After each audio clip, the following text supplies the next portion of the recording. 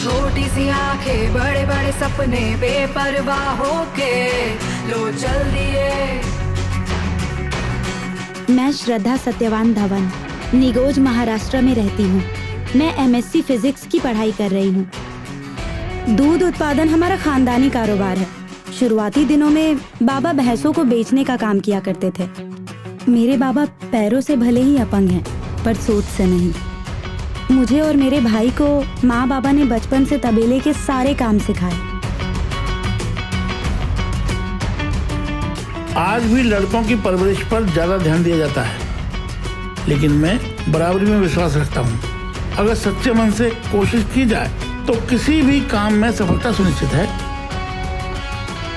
मैं कॉलेज जाने से पहले तबेले में दूध इकट्ठा कर उसे डेयरी पहुंचाती थी और शाम को घर आने के बाद फिर काम करती थी। लेकिन इन सारे कामों को मैंने मेरी पढ़ाई के बीच में नहीं आने दिया।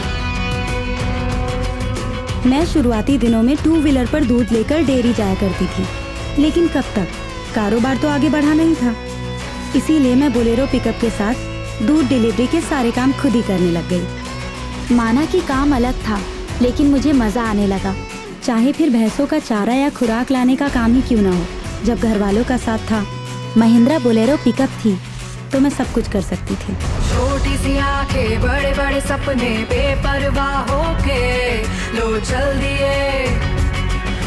जब कारोबार बढ़ा तब हमने 2 मंजिला तबेला बनाया और अब हमारी कुल 80 भैंसें हैं।